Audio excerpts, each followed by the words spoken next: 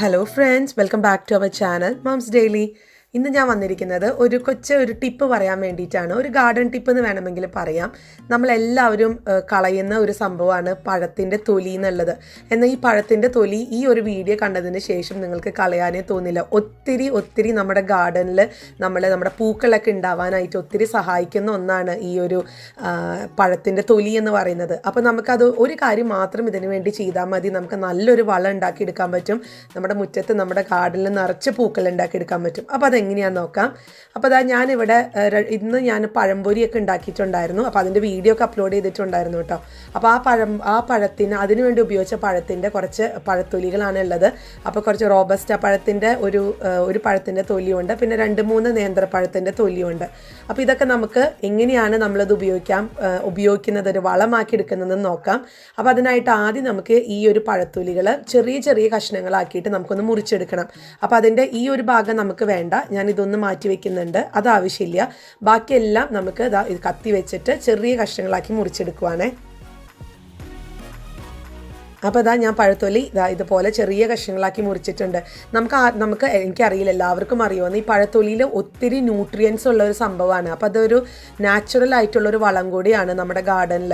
അപ്പോൾ ഇതിനകത്ത് ഒത്തിരി പൊട്ടാസ്യം ഉള്ളത് കൊണ്ട് തന്നെ നമ്മുടെ ചെടികളുടെ വേരൊക്കെ നല്ലതുപോലെ സ്ട്രോങ് ആക്കാനും അതുപോലെ പൂക്കളുള്ള ചെടികളൊക്കെ നല്ലതുപോലെ തന്നെ പൂക്കൾ ഉണ്ടാവാനൊക്കെ ഒത്തിരി ഹെൽപ്പ് ചെയ്യുന്നതാണിത്. അപ്പോൾ നമുക്ക് ഇനി ചെയ്യാൻ പോകുന്നത് ഇതുപോലെ ചെറുതാക്കിയിട്ടുള്ള പഴത്തൊലികൾ ഞാനൊരു പാത്രത്തിൽ ഇട്ട് വെക്കുകയാണ്.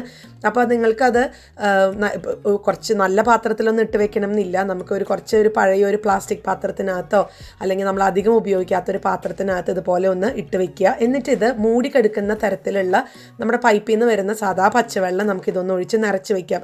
ഒത്തിരി നിറയ്ക്കേണ്ട, നമുക്ക് ജസ്റ്റ് ആ ഒരു പഴത്തൊലികളെ ഒന്ന് മൂടിക്കിടന്നാൽ മാത്രം മതി. എന്നിട്ട് നമുക്കിതൊരു 3 ദിവസം ഇതൊന്ന് മൂടി വയ്ക്കണം, മാറ്റി വയ്ക്കണം. നമുക്ക് അതിന് മുന്നേ ഒന്ന് ഇളക്കി കൊടുക്കണം കേട്ടോ. കാരണം ചിലപ്പോൾ ഇനി അടിഞ്ഞു കിടക്കാതിരിക്കാനായിട്ട് നല്ലതുപോലെ ഇളക്കി കൊടുക്കുക. വേറെ ഒന്നും ചെയ്യേണ്ട. നമുക്കിതൊന്ന് മൂടി വെച്ച് ഒരു 3 ദിവസത്തോളം നമുക്ക് വീടിൻ്റെ പുറത്താണെങ്കിലും അകത്താണെങ്കിലും എവിടെയാണെങ്കിലും ഒന്ന് മാറ്റി വെക്കണം. അപ്പോൾ ഈ ഒരു പഴത്തിൻ്റെ ഉള്ളിൽ നിന്നൊക്കെ ഉള്ള നീര് അതൊക്കെ നല്ലതുപോലെ വെള്ളത്തിലൊന്ന് ഇറങ്ങി വരണം. അപ്പോൾ അതിന് വേണ്ടി ഞാനതൊന്ന് മൂടി വെക്കുകയാണ്. നമുക്കൊരു 3 ദിവസം കഴിയുമ്പോൾ നോക്കാം. അപ്പോൾ ഇവിടെ ഒരു 3 ദിവസം കഴിഞ്ഞു. ഞാനൊന്ന് തുറന്ന് നോക്കുകയാണ്. കണ്ടോ, നമ്മൾ ഒഴിച്ച വെള്ളത്തിൻ്റെ കളറൊക്കെ മാറി ഒരു കറുപ്പ് കളറൊക്കെ ആയിട്ട് വന്നിട്ടുണ്ട്. ഈ വെള്ളമാണ് നമ്മുടെ വളമെന്ന് പറയുന്നത്.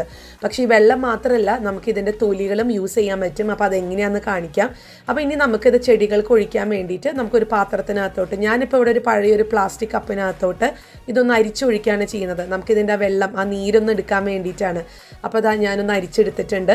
ഞാൻ നേരത്തെ പറഞ്ഞ പോലെ ഇതിൻ്റെ ആ ഒരു പഴത്തൊലികൾ നമ്മൾ കളയുന്നില്ല. ഈ പഴത്തൊലികളും കൊണ്ട് നമുക്ക് വേറൊരു ഉപയോഗം കൂടി ഉണ്ട് കേട്ടോ. അപ്പോൾ നിങ്ങൾക്കിപ്പോൾ അത് ഒത്തിരി എല്ലാ ദിവസവും ഇതുപോലെ ചെയ്യണമെന്നൊന്നുമില്ല. നമ്മൾ എല്ലാ ദിവസവും പഴം യൂസ് ചെയ്യണമെന്നില്ലല്ലോ. അപ്പോൾ നിങ്ങൾ ഉപയോഗിക്കുന്ന ആ പഴങ്ങൾ അന്ന് തന്നെ കുറച്ച് വെള്ളത്തിലങ്ങ് ഇട്ട് വെച്ചിട്ട് പിന്നീട് ഇപ്പോൾ പിറ്റേ ദിവസമാണ് ആ പഴം എടുക്കുന്നത്, വേറൊരു പഴം എടുക്കുന്നതെങ്കിൽ അതിൻ്റെ തൊലിയാണെങ്കിലും ഇതിൻ്റെ കൂടെ ആഡ് ചെയ്തിട്ട് 2-3 ദിവസത്തിനകം യൂസ് ചെയ്യണമെന്ന് മാത്രമേ ഉള്ളൂ. അപ്പോൾ ഞാൻ ഈ ഒരു വെള്ളം നമ്മുടെ ചെടികൾക്കൊന്ന് ഒഴിച്ചു കൊടുക്കാൻ പോവാണ്. ഒപ്പം ഞാൻ ഈ പഴത്തൊലികളും എടുക്കുന്നുണ്ട്. നമുക്ക് ഗാർഡനിൽ അതെങ്ങനെ ഇടാമെന്നൊന്ന് നോക്കാം. അപ്പോൾ ഞാൻ ഒരു കപ്പിൽ വെള്ളവും അതുപോലെ തന്നെ മറ്റേ വേറൊരു പാത്രത്തിനകത്ത് പഴത്തൊലികൾ കുതിർത്ത് വെച്ചിട്ടുള്ള പഴത്തൊലികൾ എടുത്തിട്ടുണ്ട്. നമുക്കിത് പ്രത്യേകിച്ച് പൂച്ചെടികൾക്കാണ് കൂടുതലും നന്നായിട്ട് വരിക.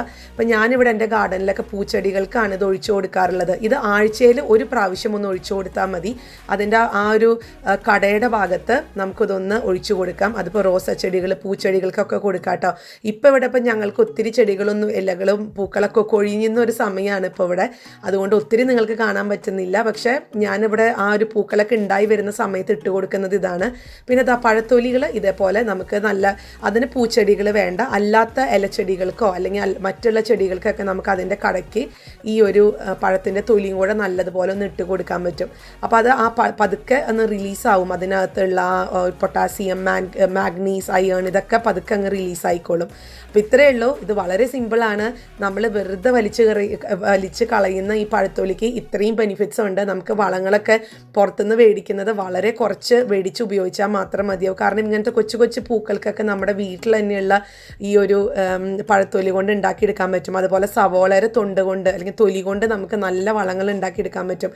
അപ്പോൾ അതിൻ്റെയൊക്കെ വീഡിയോ ഞാൻ ഇട്ടിട്ടുണ്ട്. നമ്മൾ വെറുതെ വേസ്റ്റാക്കി കളയുന്ന കാര്യങ്ങളൊക്കെ കൊണ്ടാണ് നമ്മുടെ ഗാർഡനിൽ നിറച്ച് പൂക്കൾ ഉണ്ടാക്കിയെടുക്കാൻ പറ്റും. അപ്പോൾ എല്ലാവരും ഒന്ന് ട്രൈ ചെയ്ത് നോക്കുക. നിങ്ങൾക്ക് ഇഷ്ടപ്പെടുവാണെന്നുണ്ടെങ്കിൽ ലൈക്ക് ചെയ്യാനും കമൻറ്റ് ചെയ്യാനൊന്നും മറക്കരുത്. ഒപ്പം നമ്മുടെ ഈ ചാനൽ നിങ്ങൾ ആദ്യമായിട്ടാണ് കാണുന്നതെങ്കിൽ സബ്സ്ക്രൈബ് ചെയ്യാനും മറക്കരുത് കേട്ടോ. അപ്പോൾ നമുക്കിനി അടുത്തൊരു വീഡിയോ ആയിട്ട് ഉടനെ കാണാം. അൻറ്റിൽ ദെൻ ബൈ.